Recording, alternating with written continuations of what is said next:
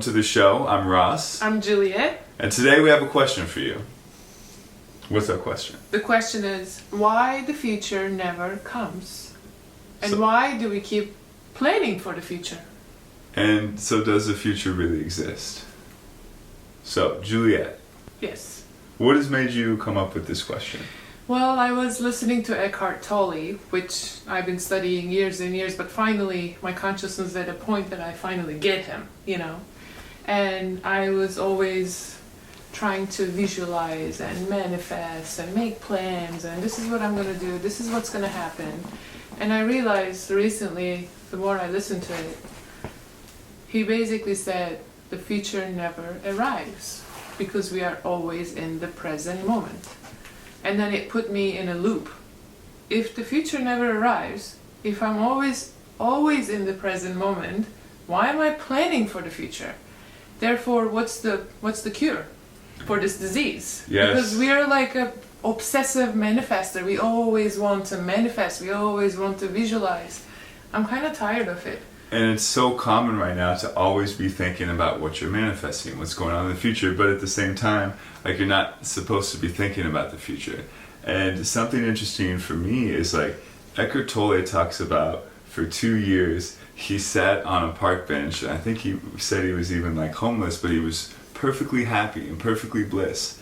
And he was one with the present moment. But like in 2020, in modern times, like most of us aren't trying to just sit on a park bench for 2 years until we can figure this out. We could have actually with this corona thing, with a mask on, everyone would be totally leaving us alone. Yeah, so this question is kind of how do we get out of this cyclical, like, okay, I need to be present, but also I can't be thinking about the future. And I think one thing that really hit or like struck home with me that he teaches is like, anxiety exists when you're worrying and thinking about the future, and then depression thinks about when you're worrying about the past. Yeah, depression and guilt and shame is when you're worrying about the past. Like I should have done this differently, or this happened badly, and you almost keep bringing it up into the present, which is now. And so this whole book, The Power of Now, it talks about the power that's accessible to us now. And so then with this question, it's like, okay, how do we almost plan for the future, change ourselves now for the future without getting into this trap about looking to the future because, these plans that I'm making for the future and these goals that I'm setting are then going to make me happy and everything's going to be great, and it's almost like finding salvation in the future. So what he said about that, I have an answer. What he said about that, you cannot plan for the future if you don't have a foundation in the present. Therefore, you have to learn to be present first. Because when you're present, opportunities represents itself. That means you're not creating from the memory, because the future is what? Better version of yesterday. Because you have no idea what will happen tomorrow. You really don't. And since the future never arrives, he says the foundation of creating a future is being present. Yeah. And how do we become present? Do you know? Exactly. Breathe. Exactly. Or he says, feel inside your hands. Yeah. The minute this is like my go-to. Even when I'm driving, I feel inside my hand and I feel the vibration. I feel tingly. Sometimes I'll feel heat. I'm like, at that moment, I'm not thinking about anything else. So if you're watching right now, all I want you to do is to relax and just see if you can focus on the energy inside your hands. Just for 2 seconds. You don't even have to close your eyes. Just put your focus in the middle of your palm. Seriously. And it helps to breathe, so take that deep breath, kind of like I was talking about. And then you can focus energy in your hands, you can focus energy in your feet and your legs. And what he says is like, this is your beingness. So there's more to us outside of these meat sacks, these earth suits that we walk around in. And so if you close your eyes, you can actually feel like there's this force, there's this being inside of you. And so whenever you focus your energy, you start to feel that, and that's like your presence, and you're beginning to feel this thing that's actually like inside of you and emanating. And it's the energy that we're made out of. We're energy balls. Yeah. And another thing I wanted to come back to is also like So when you're in this state of like, man, I want to plan the future and da da da, and you're thinking of all this stuff that you want to do, is like you're planning from whatever state of mind and whatever level of presence you're in. Basically, you get what you are, you don't get what you Yes. So you're like making plans, and so wherever you're at, it's like you keep recreating this. And there was a time in my life where I was, you know, it's very like hustle culture now, like do, make your list, try, and just like push limits like every day, right? And so I felt like I was a hamster on a wheel for several years because I was efforting so hard, but I kept getting the same results. I kept having the same patterns come up, same issues with the relationship, same thing with money, and I'm just like, I'm trying so hard. Because? But why are things not changing? Because you were planning for the future, you were not being present, and you were creating from the memory. Mm-hmm. Every single time, over and over again. And that's right? what we were talking about, It's this cyclical cycle. Yeah. I don't even know why it's called a vicious cycle, but... Because that shit sucks. That was tough. Oh my gosh. Do the same thing over again. So what do you think for someone who's watching, maybe they realize like anytime a pattern is coming up in your life, it's like it's the same level of consciousness that's repeating it. So beyond, you know, we kind of talked about some first steps, like focus on the hands, focus on the breath.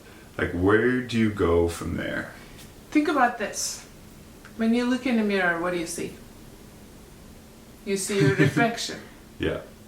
Universe is a mirror. Mm. What you give is what you get. Therefore, think. What is that called? Check what you're thinking. What are you feeling? Because your feeling creates the vibration. Are you feeling sad? Are you feeling worried? Or are you happy? Or are you miserable? Or are you heartbroken? Or are you broken, you feel super poor? If you feel you feel super poor and you're a victim and you're miserable, what are you gonna get? What does the mirror give you? Exactly. It's almost like you get stuck on a tape. Exactly. And you try to work your way out of it, you try to effort your way out of it, but it doesn't work because the same thing keeps happening. And we hear so many people talk about concepts. So we hear people talk about like attraction, and you have to be the thing first. But what happens is like you try to like, okay, let me think good thoughts. Instead of saying I'm broke, it's really hard. Right, people be like, let me say, okay, well, I receive and I'm abundant and I have all this money coming. And what happens is you may be saying that thing, but you don't believe it. So you think you're creating this other, like this new reality, this new version, but the feeling, the vibration behind it, that's the thing. Because if you still feel that way, you're still gonna, it's like, what's the current under the words? So if you're saying these words that are like everyone is telling you to say, but deep down you don't feel worthy of love, or you don't feel like you can actually make money, but you're trying to tell yourself, in your heart you know you're lying, you don't believe yourself. Yeah.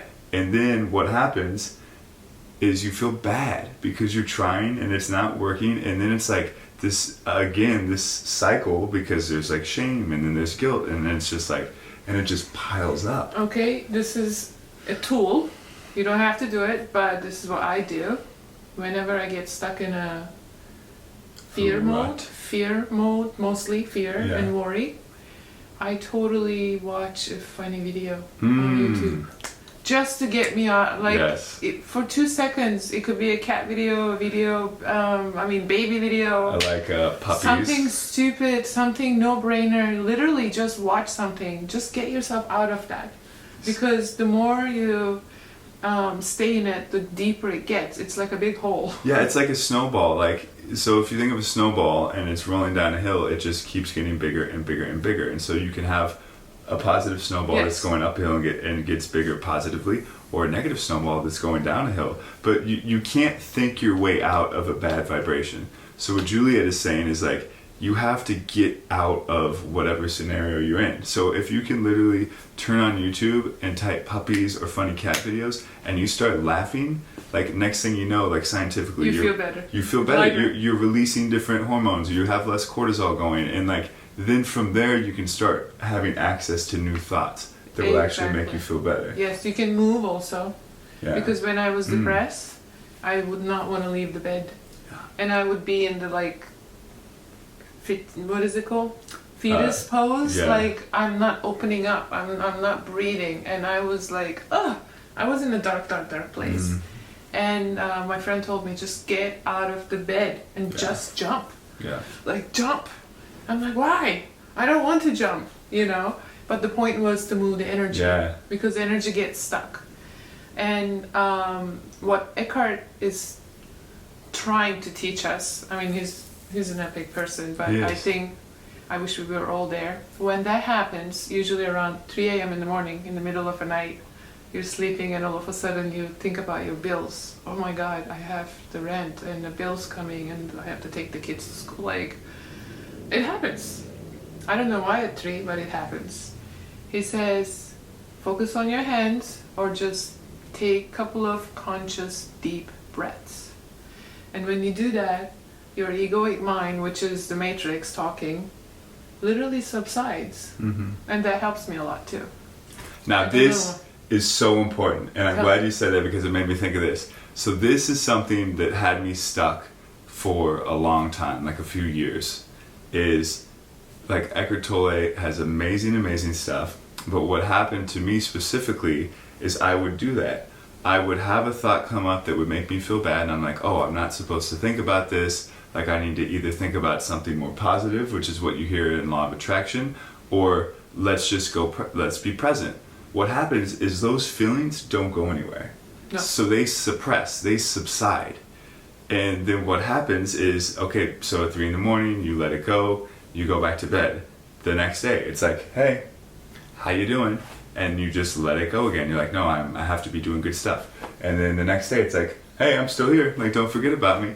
And what happened, I feel like I got so into meditation, into yoga, into journaling, and all this stuff. And I had to work really hard to almost suppress these feelings and to keep them at bay. And if I missed one day meditating, one day, like I would walk a lot to move and to get that physiology going, because that would make me feel better, especially like in the beginning of the day.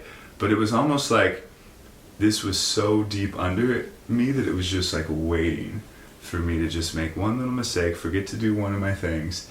And what I realized, I read this amazing book, Untethered Soul, and they talk about actually feeling into what is going on. Breathe into it. Yes, and when you breathe into it, that is presence, which is what this whole conversation today is about. So I feel like for so long, these thoughts would come up and I would just like push them away. I'm like, nope, I'm strong, we're not doing this today, I'm abundant, blah, blah, blah. Meanwhile, I have this recording that's like running my life, or this blueprint that The has matrix. Yes, the matrix that I'm It's the stuck in. script. Exactly. And I have a completely different belief system, so I'm just like trying to be like, nah, player, like I got this going on, like we're good. But it would just keep coming back. And it wasn't until I really started feeling it, breathing into it, and not like attacking it or fighting back. And then I could You start. see it's there. Yes. Yeah, I see you. You're there. I know you're talking. I'm listening. Yeah. But I'm smarter than you. Right? I'm just gonna breathe and be present. Yes, and I still. And it seriously leaves you. Yes, because it's like I have a choice. Like that's what you do, is you give yourself a choice. And I think for so long I was running from it, and then finally it's like, what if I turn around and face it? And what if I let it be there instead of just like totally negating this, what people would say like the shadow side of me? What if I integrate it? And so say it's okay, but I'm still gonna keep moving forward, and you can say what you want to say, but like I hear you, but we're gonna keep moving. And also like just really feeling. And I think for some time I had like shut down my emotions because I was just trying to suppress everything. And so eventually I didn't even know what I felt anymore, and I was so in my head trying to think my way out of things, trying to plan the best route for me, looking into the future, because I really lost touch with my heart. Yeah, so this is what I do now. I'm an avid book reader like you. And I've been reading over 20 years into metaphysical teachings and neuroscience and all that. That's what I'm into. So I read this book called Letting Go by David Hawkins years ago. But recently, I'm a slow learner. recently. Good things take time. Recently, I went back to it and I finally got the technique that he was talking about. Exactly like Michael A. Singer, breathing into the emotion, right? Mm-hmm. You basically take a deep breath wherever it hurts, because when energy is stuck in your body, it hurts. Instead of thinking about where this emotion is coming from, oh, Ross did that to me and I'm never going to talk to him again, and because that emotion is attached to a memory. Usually the emotions or the heart feelings, pain comes from a trauma, memory. I didn't do anything bad to her. Yet. So, since it's stuck, the energy is stuck because you never worked through it, you suppressed it, Mm-hmm. it keeps repeating, right? So he says, close your eyes, see where the pain is. Usually it's on your solar plexus, it could be on your heart, it could be on your throat. And breathe into it. Just breathe into the pain. And I swear to God, it moves. Because you're not fighting it anymore. You're not suppressing it. You're saying, okay. And you just breathe into it. Don't think about the problem, what it caused it though. Just breathe into it. Therefore, that problem is going to go from your memory too. I mean, I just had a breakup. And it took me 2 years, you guys. I told you I'm slow. 2 years! 2 years of a heartache. Who does that? Am I really that stupid? I don't want to call myself stupid. I'm a chronic romantic maybe. Or maybe I didn't want to let go of the victim or identity, because we all have a story, right? I don't know what I was thinking, but I never knew where this pain was coming. And when I did that technique, literally just breathing into the pain, now I don't even recognize that girl anymore. That girl just gone. I'm single. We'll link the old IG somewhere. Make sure you slide into them DMs, y'all. But also, But you know what I mean, right? yeah. But more importantly, like, what happened to you from that process? Because what I heard you just say is like, I'm a hopeless. I'm single. No, That's come all on. he heard. I'm a hopeless romantic. The pain, da da da. But like, what's the good that came from that experience? Self-love. Okay. Okay. What standards? Okay. Because I wasn't coming from the pain anymore. I was not basically paying attention to the red flags. It doesn't matter if it's a relationship. It could be a red flag related to jobs. You're saying yes to things because you're so afraid to lose a job, or you're saying yes to a guy who's not treating you well, or you're saying yes to your mom that it's wrong. So And just to add to that, it's like we say yes to that because we think it's gonna do something for us. It's gonna make us feel good or help us, and some of it's like still attached to the future, but it's almost like I need this in my life so I can feel whole and complete, or so I don't feel bad, or I don't have to deal with myself and process some of these emotions. Would you say that's part of it? I feel like if you have a stuck emotion somewhere, you're not 100%. The machine is not working properly. Yeah. If you think of this as a battery, the energy is not moving properly. So you have a glitch. So you have lower standards. A glitch in the matrix. That's so true. Yeah. The black cat. So, but also it's like basically you settle. But it's kind of like there's a need to be with that person in that time, and you're afraid of losing it, because what does that mean? Codependency. Yeah. Not being liked. It's not going to happen again. I'm never going to meet someone. I'm never going to feel this way again. Those were my, we have the connection. What connection? Look at me now. I became a bitch. A good bitch. But also, we've already previously talked about this, and what I'm getting at is like, you had this beautiful journey of what I feel like is becoming who you are. I woke up to myself. And exactly. it hurt. It was and the you worst. had to feel some stuff. In order to find the cause of my pain, I had to go through the lesson again. Otherwise, I would not know where the pain was coming from. Therefore, I would not be able to work on it. So this was the worst and the best relationship. Work-wise, too. There are some people, they're really good at what they do, but they barely make the ends. Or there are people, they really have ton of customers, but they're not happy. Like there's always, like if you think, there's no perfect formula, but if you practice being present, I feel that tomorrow becomes an opportunity because you're not creating it. In a way, you're creating it by being present. Like Eckhart said, your foundation is good. So no matter what comes out tomorrow, you're ready. That part, yeah. You know, I don't live my life on default. Obviously, I plan things, but I only plan as far as I can see. I don't have a 5-year plan. I don't have a 10-year plan. Right. I don't have a year plan. And I feel like when we make the 5-year plan, the 10-year plan, which is what a lot of people are teaching, is we get so narrow focused that we're not open to like opportunities. We don't become flexible when that happens. And we don't. There's no surrender. It's like it has to be this way. And so someone might be like, "Hey, I have this really amazing opportunity that I want to introduce you to," but you might not even see it because you have tunnel vision and you're trying so hard to force. Meanwhile, if you just become present and tune into the thing that you want to create, is like next thing you know, you have this thought like, I should go say hi to this person, or oh, I know this person, I should reach out to them. And it's like that person can help you with what you need or introduce you to someone, but like we're so stuck going down this path that like we're totally closed off from that. Abraham also talks about the same. By the way, they all talk about the same message. Yes. Just a different way of explaining, right? This is what Abraham says. If you meditate and stop the thought process, be present, then you can hear your soul talking to you. The universe guides you.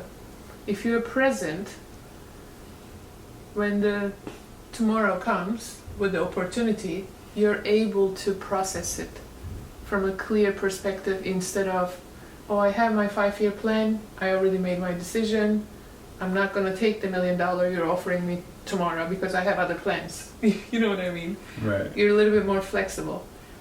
So that's where I am.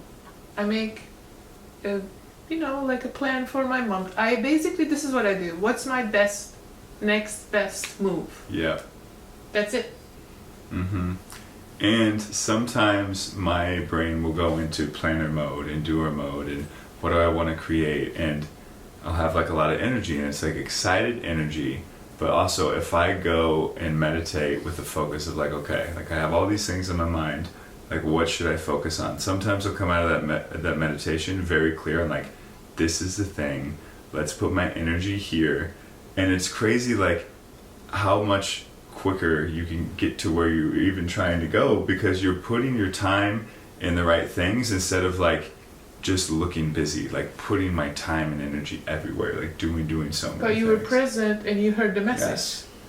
So how do you know the message is coming from your mind, ego self, or from the universe? This is a great question. Oh my gosh, this is like the question of all questions, because I have literally spent like this year really strengthening that inner voice, which is a practice. And I think a big step one in all of this that I wish I had known in the beginning is like total acceptance. Let it be okay to just be where you are. And Always, oh my gosh, and be gentle on yourself. I was so hard on myself for so long. I wanted to be somewhere else, but that is a recipe for not being present because you're so stuck. Now, what was your question? how do you know when you get a message? Because when you're in meditation, we get downloads. Yeah.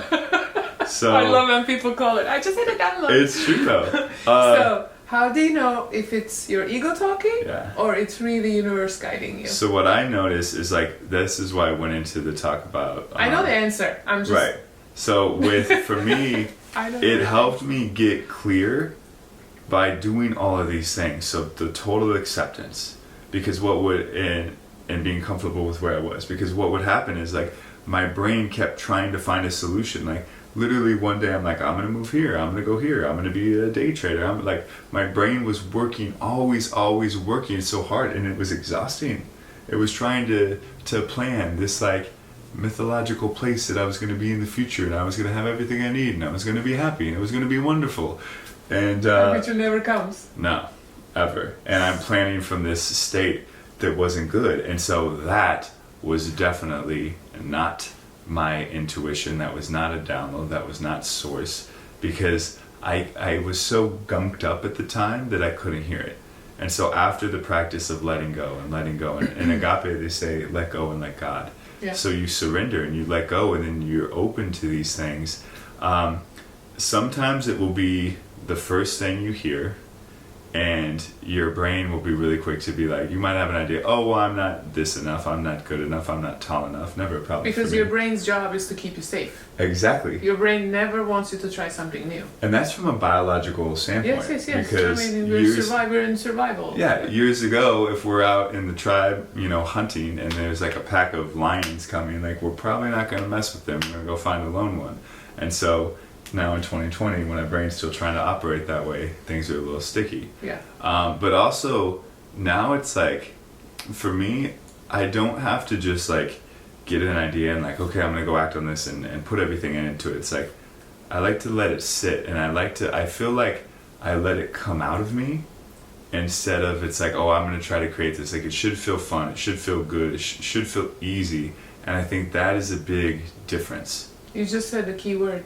I was just gonna cut you. Yeah, but I'm good. I don't good. have to. How Very do you know? How do you know if it's coming from your ego or it's coming from the universe? The way I know, if I feel it in my heart, I know it's from the universe. Yes. But if it's a chatter, if it's coming from my mind, it's usually like, okay, do this, tomorrow go do that, and then call this person, Yeah. But the other one is the ease. Yes. If I feel ease about it, Yes. I know it's the right path. By the way, for this shooting, for this video, we only decided 2 days ago. We didn't, because it was flowing. Mm-hmm. It was not planned year and year. It was, Just whatever wants to come out. yeah, we just wanted to do it just because we wanted to do it. Yeah. There's no other reason. And we both have a lot of stuff that we want to share. And also with that last thing about the flow and the ease, is I had known all along like what is inside of me that I wanted to share, but I think there was a lot of fear covering it up, and so it made it really hard for me to hear that voice. Or maybe I would hear it and I would let my mind talk me out of it, and sometimes I would even convince myself that the ego stuff is really what I wanted when it wasn't true. Because it's easy. Yes, it is, and you can just do the quick action and go for it. And so that's where that practice of being gentle on yourself, acceptance, coming to presence, meditation, and I think like there's no quick fix, but to do the practice. And for anyone that's watching this that may be in a tough place, like whether you're suffering from depression or you're just in a rut, it's like, be gentle on yourself, give yourself time. You don't have to fix this right away, and know that like there is a movement part. So I think a lot of people are like, let's just sit here and manifest and everything's gonna be great. It's like, no, like move and explore yourself and meditate and journal and take walks and try things that are fun. And we will be doing more videos about, I want to do a video with you about creating new habits, because you're really good at it. Also, my personal message would be, when we say let it go, we mean let it be. Just accept it.